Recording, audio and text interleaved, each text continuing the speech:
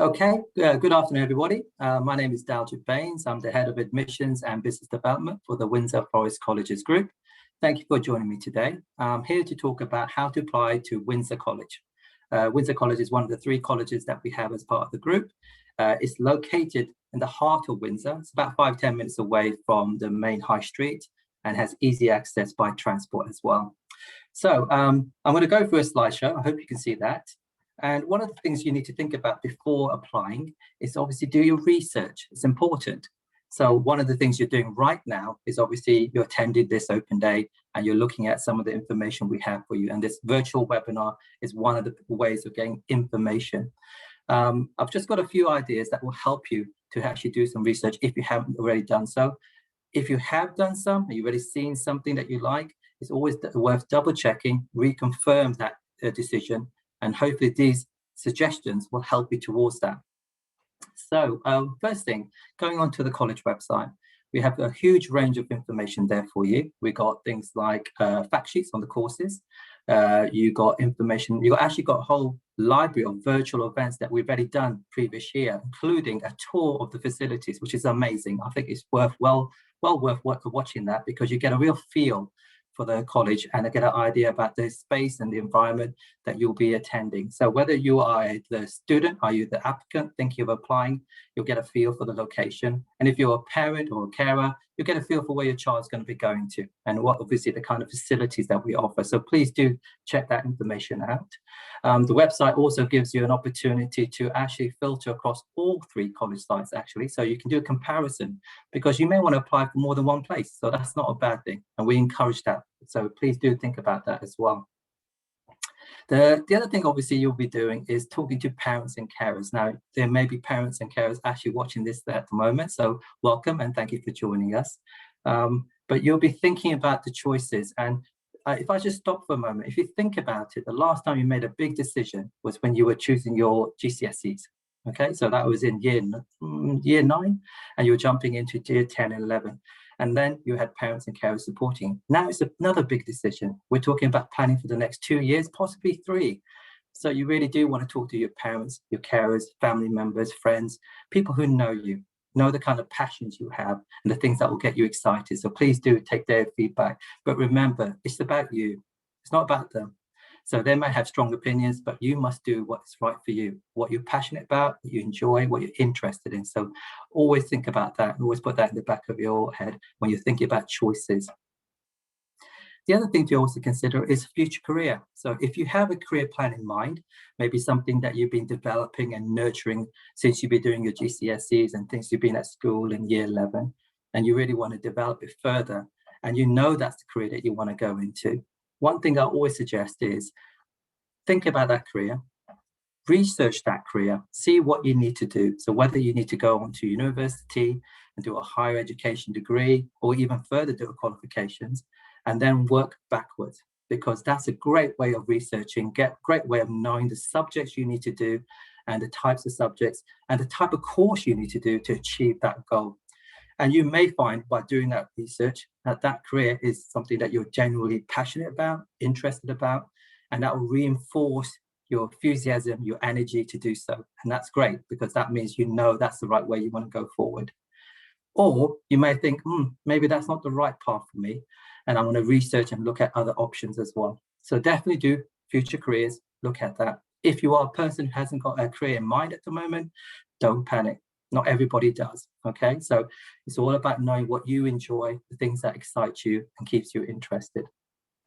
Now, you may also have access to careers team at your local school. So if you do, please go and approach them. They are my colleagues. We work closely. I'm hoping that some of them are actually watching this video and maybe sharing this video in a classroom. If that's the case, hi. But remember, this is about you and they are there to support you and guide you. It's called about being impartial. It's about giving you advice and guidance. And we are all advocating that. We're here to support you. So please, please do talk to them and they'll put you to the right direction. And obviously they know you and they can talk about the careers, talk about all the research tools available to you and help you get on the right direction. So if you do your research, it gives you an idea what to do for the next stages. One thing you also need to keep in mind when you're thinking about a future and choosing your courses is the kind of person you are. and the kind of learning you appreciate. So there's two types. This is the kind of approach that's common. They do kind of mix up these days, but I'm just going to explain it to you if no one has explained it to you before. So if you are a practical person, likes hands-on kind of tasks, wants to learn a hands-on skill and learn by trying it out, giving it a go, and then you like to be practical or like to do coursework, you may like vocational courses, things like BTECs, diplomas, national vocational qualifications, that's an NVQ, or apprenticeships, okay? But if you like theoretical, like to read, research, and maybe do exams, predominantly exams, because it's mixed these days, you can do a mix between exams and coursework. That's what we call academic. Things like GCSEs, what you're currently doing, but also things like A Levels. That's what we call an academic pathway. Now, these days you can actually mix the two up, and I'll go into that in more detail, but that gives you an idea. Now, if you've been in school, you may not have tried vocational before, but we have a whole range of courses, vocational at Windsor College, things like art and design, media, the science. So there's business. So they can be vocational. And then obviously we've got our A-level subjects that you can do as well. So just something to consider when you're doing your research and looking at courses at Windsor College. The other thing you need to obviously take into consideration is obviously the qualification that you're thinking of applying for and the entry requirements. So if you are in year 11 and you are thinking of going on to A levels, and that's normally a level 3 qualification, so that's the top level that we're looking at, you will need a minimum of 5 GCSEs grade 9 to 4, okay? 5 minimum 9 to 4. But you'll find when you start doing the research, going through the website, you'll find that some subjects will require higher qualifications. Things like further maths will need a grade higher than a 4, higher than probably about 6 or 7, and so does sciences. So please keep an eye out for that, okay? The information's on our website, it's in the fact sheet, and it tells you exactly what you need. You'll also find that when we talk about the vocational courses, like the BTECs, like the extended diploma, which is very practical, in things like art design and media, they will also require a similar entry requirement. So it's worth checking out. Now, the good thing is at the Windsor College, they do a lot of creative courses, which is great. That's what the BTEC pathways and diplomas is all about. But it also gives you an opportunity to put together a portfolio of work, so you can show the kind of work that you have, the kind of skills you have. So don't forget, it's not just about the grades that you have. You might have to show and present some of your work. This is particularly important with art and design, media, performing arts as well. So just bear that in mind. And I'll come on to how you can submit some of that evidence when you make an online application. So that's important. So these are the things that you need to take into consideration. So if you are thinking of doing a straight out A levels, there's 3 A level subjects you need to pick. Okay, so think about the 3 subjects you're most interested in. We always suggest you have a 4th one as a backup in case you need to change a subject matter. With a BTEC extended diploma, it's equivalent to 3 A levels. So it tends to be the only thing you'll be doing. Okay, so it's the only program. So if you are passionate and interested in performing arts, media, or 3 or the other BTEC courses, you'll be doing that as a mainstream course. Just take that into consideration, absorb that when you're thinking about making an application. Now, I'm just going to move on to one other slide, which explains something that we do offer at Windsor, which is something called a mix and match program, okay? Now, what that allows you to do is, I just mentioned to you about the fact you can do 3 A levels, or you can do a BTEC extended diploma. But in some of the subjects, you are able to pick an A level and a diploma. It's not an extended diploma, it's slightly lower, but it allows you to mix the 2 together. And that's what we call a mix and match program. And if you look at the subject that you're applying for, you'll know which ones you can do that in. That gives you a flavor of both. So if you are thinking that I'm not straight out academic, I want some practical experience in it, and you want to do a bit of a vocational pathway, it might be a great idea for you to consider a mix and match program, okay? And the most important thing here is they all lead to universities. They all lead to your destination, i.e. apprenticeship or employment. That's the most important thing to consider and remember. So they are not inferior. One is not better than the other. It's all about your learning style. Remember what I said at the beginning, how you are learning, what makes you function, what makes you excited. And if A levels, straight out 3 A levels is the way forward for you, fantastic. That's the way to apply. If you are interested in doing BTECs, that's great. But if you want to mix it up, this is a great opportunity. And that's an offer that's available at Windsor College. And as it says, it also gives you UCAS points to get onto university in the future. By the way, if you have any questions, you're more than welcome to put those in the web chat, and there will be obviously something we'll pick up. I'll answer any questions towards the end, but my colleague Fiona is also there. She'll be answering them as we're going through the presentation. So you've done your research, you've spoken to everybody, you feel confident, you want to go and now make an application. So how do you do that? Pretty straightforward. You make an application, you select the subjects that we discussed using the college website. And there's a screenshot of the website there for you. Just some top tips there, by the way. You can pick a site.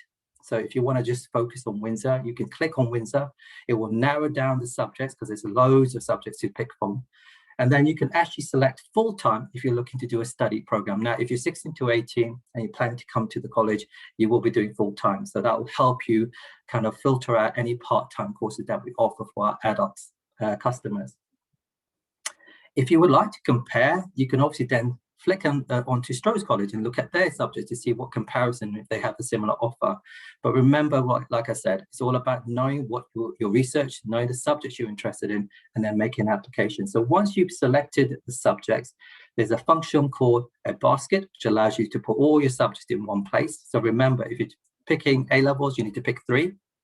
You need to put them all in the basket and then make an application. And if you're doing an extended diploma, you put that in the basket and then you can apply. And then you complete an online form. You'll then get a chance to have an interview. I'll go into more details with that. And we'll talk about obviously getting your results and preparing going forward in the future as well. So how do you create an account? So in order to make an online application, you need to set up using an email. Okay, so if you do not have an email account at the moment, please obviously set one up. Parent carers, please help them help your child set that account up for yourself. Now, you may already have an email account set up with your school. That's fantastic, but I would strongly recommend at this point, you do not try to use a school one, because remember, around June, July, you'll be leaving school.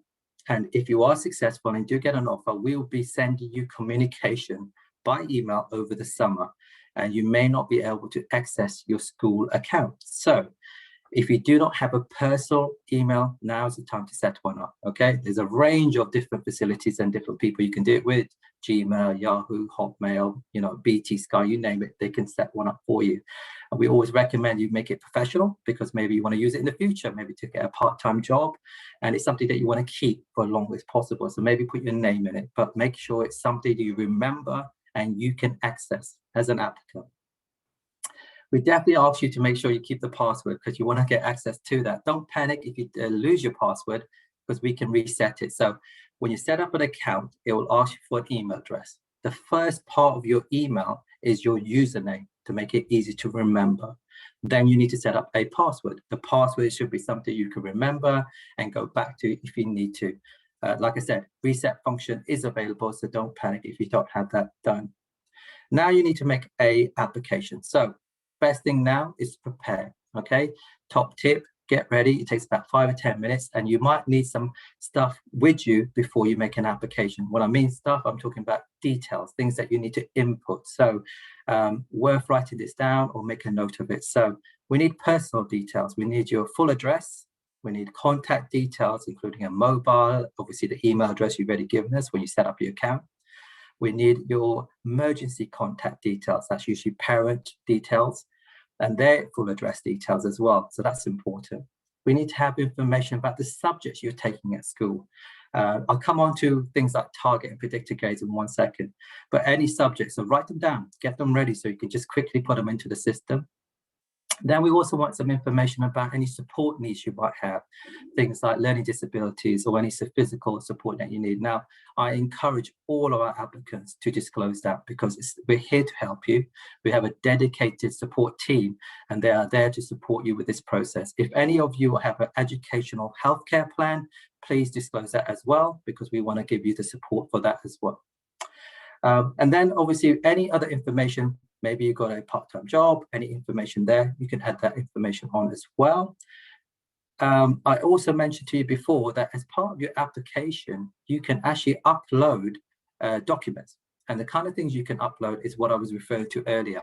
So at Windsor College, we do a lot of creative courses. You may be asked to present or provide evidence of portfolios of work. So maybe some artwork or photography or any kind of work that you have done. So you can actually upload that information. You may also want to actually upload any kind of school reports or any kind of certifications that you may have already. Okay, so that information is uploaded as well. And I'll come to how that's used as part of the interview in 1 second. In regards to subjects you're doing at the moment and getting ideas about what your target or your predicted grades are, we totally understand at the moment it's very confusing. We understand that obviously schools may be giving you some indications. Maybe you were able to sit some mocks before Christmas and that's giving you an idea about your subjects and your target or predicted grades. If you do have that information, when you upload the subjects, please do put those target or predicted grades in. However, if you are in that situation where you haven't been given anything at the moment, please don't panic. Okay, we totally understand. We are working very closely with the government. We're working with schools in the local area. We totally get that this information is not forthcoming at the moment, but we will not hold back your application. We will want you to give us your subjects. We will arrange for you to have an interview. You'll have an opportunity to discuss those subjects and what do you feel are going to be your strongest, so we get a feel for the type of offer we can make. Okay, that's very important. Eventually, you will get that information to us, and that will help us narrow down your choices. But at the moment, please don't be discouraged or hold back from making an application just because you don't have your target or predicted grades. Okay, I hope that makes sense. As I said before, you can upload school reports from year 10 if that's more helpful. So please just add that into the application. More information you give us now, the better it will be when it comes to your interview. We also have a helpful team. That's my team, the Central Admissions team. They're available to support you. And if you have any questions, feel free to call them or email them. That information will be sent to you, but obviously it's available on our college website as well. So what happens at the interview? So you get your application, it's submitted.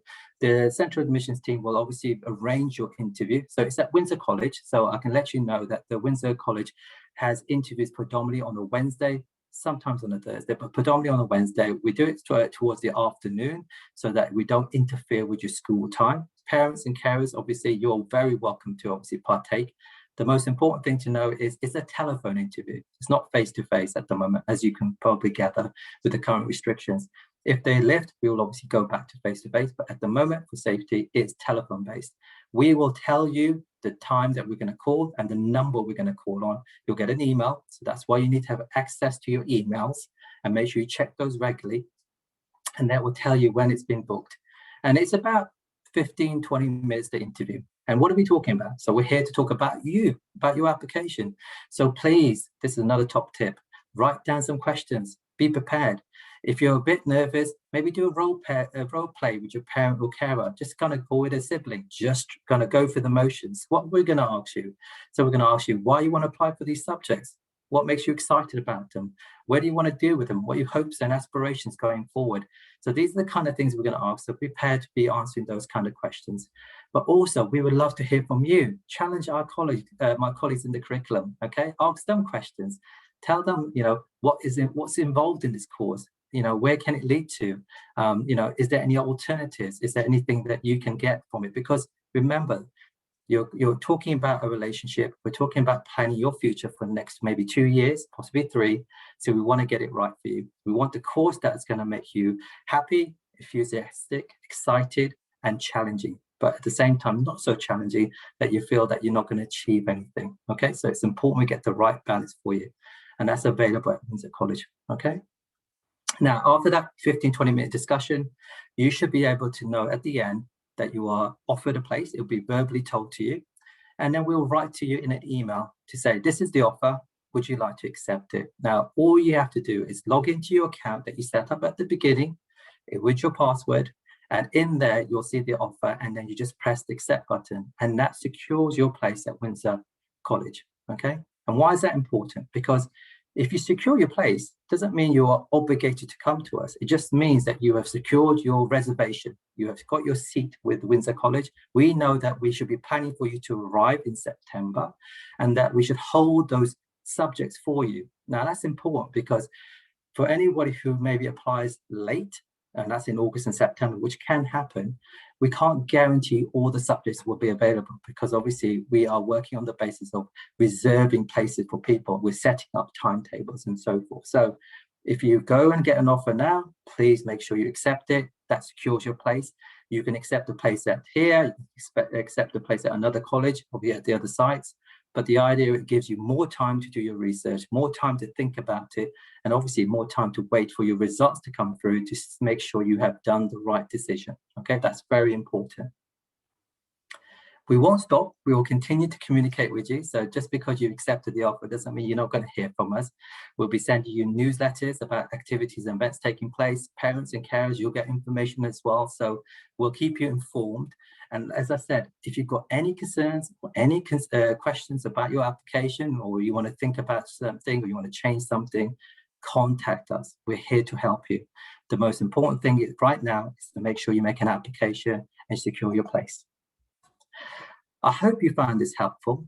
I hope the information I've been giving to you makes sense. I'm more than happy to answer any questions. But like I said, it's about taking your time, do the necessary research, talk to the relevant people. Don't be scared or nervous about the fact you don't know what your results are. That's obviously a big decision. I know it's happening around, but we're here to help you.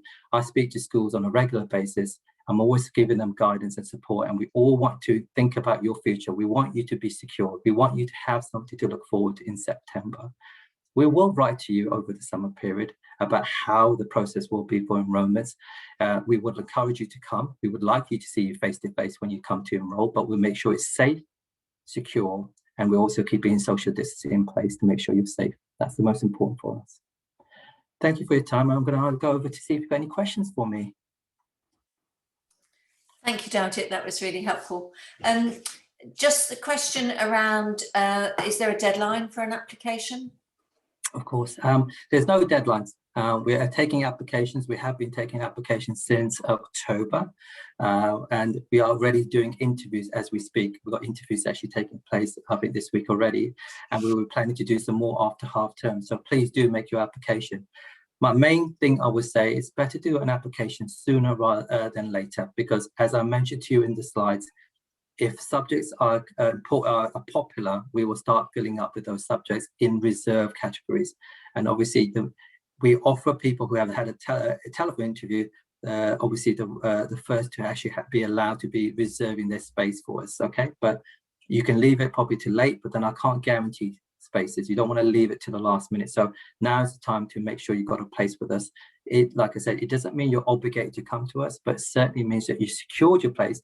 You can also change the subject later if you decide anyway. So don't feel like you're stuck with the subjects you've chosen as well, because some people ask that question as well. We can change it. It's not a problem. But it's all about making sure you've got the right subjects in your head and you understand why you want to do it. And we'll feel happy to secure you right now. Yeah. Okay, thank you. Another question is around if somebody has an email but they don't have a phone number, is it possible to use their parents' number? Yes, we would encourage that. So if you don't have a mobile, we tend to use mobiles because it's easy to access. We know where you will be. It's easy for you to get hold of, but you can just as well put a landline number down. When it comes to setting up the application, please, parents and carers, remember it's in the name of the student. So, even if you're helping your child, make sure it's not your details that you're submitting. But certainly when it comes to contact details, if there isn't a mobile available and you want to give your mobile, yeah, that's fine. Absolutely no problem.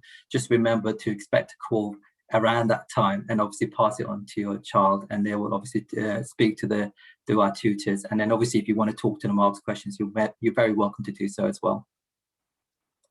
And can parents join the interview, or is it aimed at the student, which Amanda sort of suggested it should be student-led, but yeah, I think the main idea is let's get the student first. Let's get them to interview. I understand you might be nervous, you might be a bit shy, but the idea is to encourage you to do it. Hence why I was talking about doing role plays. For practice before you go onto the telephone, because obviously it's nervous enough to do an interview, but then to do it on the telephone with somebody is always hard. But remember, we're kind of used to it. We're trying to make you at ease. We're trying to kind of encourage you to talk to us, and we understand you're nervous. But parents, if you've got a question, then obviously feel free to ask at the end, or maybe even ask through your child, ask them to ask the question, because that's really good. Because the question could be about, do you get help with travel? Yes, you do, by the way. We do give you help with travel. So why don't you ask your child to ask that question? It'd be fantastic. And I think my colleagues will be excited to hear from them. Great, thank you. Do we have a rough number of students that we accept per A-level subject? In that regards, no, I think we keep it open. We're quite flexible. I think the one thing I would say, there are certain subjects that are popular. So you have to obviously keep an eye on that. So things like your psychology, your sociology tends to be quite popular. I think the English subjects are quite popular as well. So if you are interested in those subjects, then please do apply for it sooner to make sure you've got spaces available. We don't have a cap or a limit. We're always flexible. We know that things can be popular one year based on another trend, but we're trying to kind of look at the applications, monitor the numbers of offers we're doing and receiving, and then we will adapt our program to make sure we've got capacity, so we don't end up turning people away simply because we're saying, oh, we're too full up. There's no such thing. What we'll do is we'll adapt our program to say, right, there's suddenly a really popular surge in this subject. What can we do to make sure we don't disappoint our customers, i.e. our parents and the applicants, and see whether we can support and offer more of that, and maybe more classes to get around. We might run more than one group. That's right, yeah.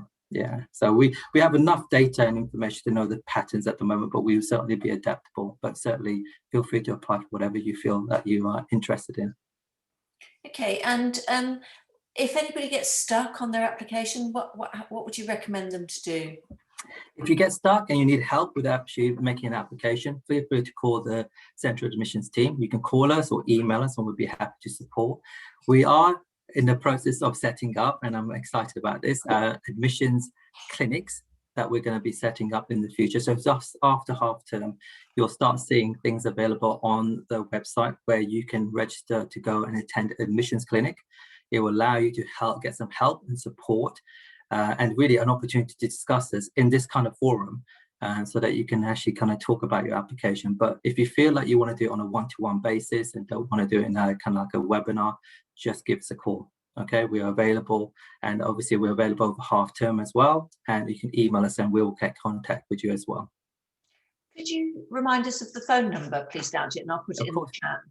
No problem. So I'm sure it's going to come up in the recorded session, but just to be clear, the telephone number for admissions is 01753 793288. That's 01753 793288. So it's a local number. It should be free on your mobile and landline. It should be easy access as well. And if you want to email us, it's admissions@windsor-forest.ac.uk. That's admissions@windsor-forest.ac.uk. All that information can be available, and it's visible on our college website. Yeah, I've just popped it in the chat box as well. Perfect. So thank you. Thank you. Do we have a rough estimate of the number of students at Windsor? Total numbers, I think it's around 800, but I could be, it fluctuates, but that's roughly around the numbers that we kind of have. It is obviously a large campus, but it's compact, but it's plenty of space. I mean, we've got the latest technology when it comes to the science labs. We've got, the best facilities when it comes to our performance and media. We try to keep up to date with all the information that we have. But that's roughly the numbers that you're looking at. But it's very personal. There's areas obviously for people to break out. Once the restrictions are lifted, obviously we will encourage people to socialize and so forth. But at the moment, obviously we have to take into consideration to safety is the paramount most important thing for us at the moment. So. Okay, thank you. If somebody wanted to apply for 4 A levels, can they do that now, or do they have to have their interview to see if they're suitable?